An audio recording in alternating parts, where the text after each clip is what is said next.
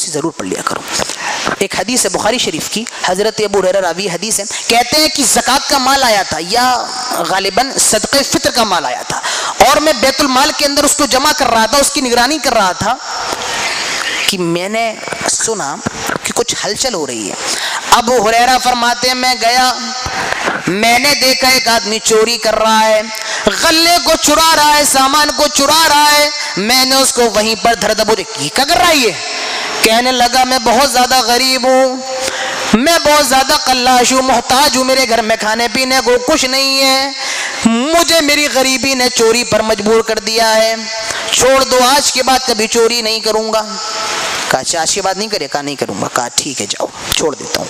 نبی کے صحابہ بڑے معصوم دل ہوتے ہیں, آج کی طرح نہیں پکڑ لیں گے, پوری کمیٹی کو بلائیں گے, پورے محلے کو بلائیں گے, تب نہیں چھوڑ دیا, اچھا ٹھیک ہے, یہ اخلاق سے ہی تو اسلام پھیلا ہے, ٹھیک ہے جاؤ.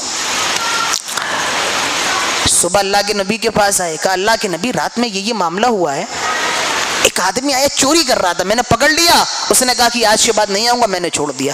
اللہ کے نبی فرماتے ابو ہریرہ آج وہ پھر آئے گا. کہا آج وہ پھر آئے گا؟ کہا ہاں.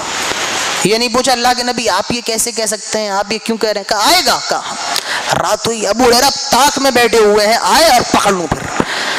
پھر سنتے کچھ ہلچل ہو رہی ہے, دیکھا ارے یہ تو وہی ہے, پھر پکڑا, پھر آ گیا تو, پھر وہی شکایت, بڑا غریب ہوں, گھر کے حالات صحیح نہیں ہیں, بیوی بچے بھوکے ہیں.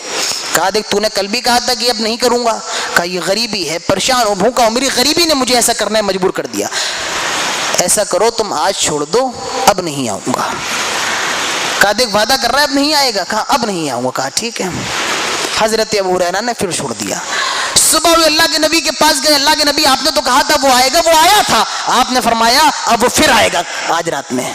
کہا پھر آئے گا؟ کہا ہاں پھر آئے گا. اب حضرت ابو ہریرہ پھر طاق میں, پھر دیکھوں آتا یا نہیں آتا ہے. دیکھا پھر آیا چوری کرنے کے لیے, ابو ہریرہ نے پھر پکڑ لیا. اس نے کہا اے ابو ہریرہ آؤ ایک ڈیل کر لیتے, ایک معاہدہ کر لیتے. کہا کیا؟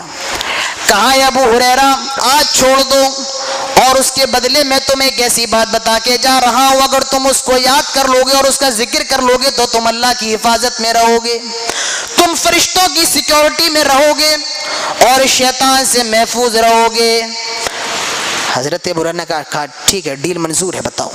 وہ کہتا ہے آئے ابو ہریرہ میں تمہیں آیت الکرسی بتا کے جا رہا ہوں, یہ آیت الکرسی ہے, تم اس کو پڑھ لیا کرو, اللہ تعالیٰ کی حفاظت میں آ جاؤ گے, فرشتے تمہارے باڈی گارڈ بن جائیں گے, اور تم شیطان سے محفوظ ہو جاؤ گے. حضرت ابو ہریرہ نے اس کو چھوڑ دیا. صبح ہوئی, امام کائنات کی خدمت میں حاضر ہوئے اور فرمایا اے اللہ کے نبی یہ معاملہ ہوا ہے, وہ پھر آیا تھا, لیکن اس نے مجھے یہ بتا دیا کہ تم آیت الکرسی پڑھ لو, شیطان سے محفوظ ہو جاؤ گے, اللہ کی حفاظت میں رہو گے. میں نے اسی کے بدلے اس کو پھر چھوڑ دیا.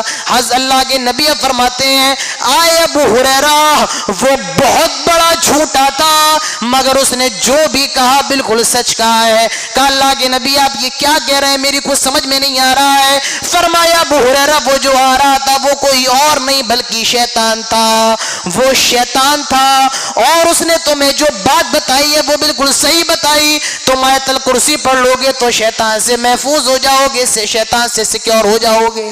تو یہ آیت الکرسی ہے, ہر روز رات میں پڑھ لیجئے, ہر روز صبح پڑھ لیجئے آیت الکرسی.